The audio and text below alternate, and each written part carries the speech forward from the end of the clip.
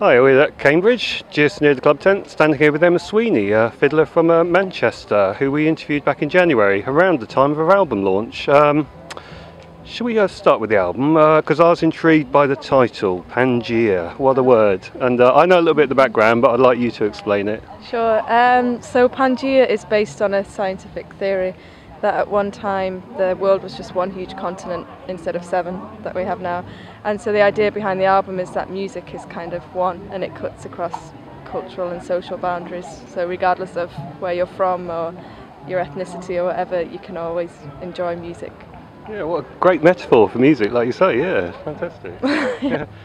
How on earth did you find all those wonderful guests for your debut?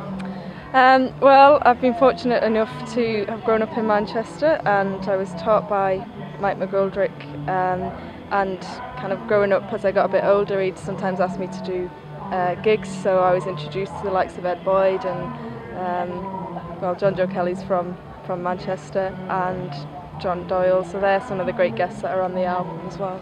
And track selection, obviously there's a sort of a core of trad material there, but there's some other little surprises. There's a Nick Drake cover as well, isn't there? How did that come about? Well, I'm hugely into my singer-songwriters as well, and I kind of grew up listening to the likes of Nick Drake. My brother's a huge Nick Drake fan, so I kind of learnt his songs growing up and decided we'd just sing a song for the fun of it, so we give it a go.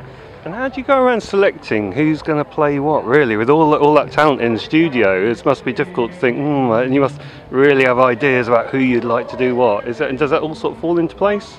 Yeah, I mean, I think part of that's having such a great producer like Mike, because we kind of work together to say, well, we really want that sound on that track, and it would be nice to have someone that kind of has this feel on that track. So we kind of discuss it together and bounce ideas off each other, and then he's obviously got a lot of experience and he can help steer me in the right direction as well.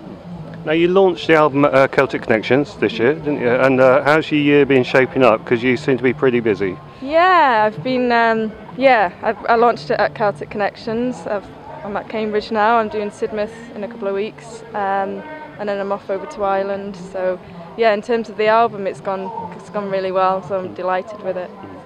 Have you got a bit of a bug for the studio now? Is there something else in the pipeline?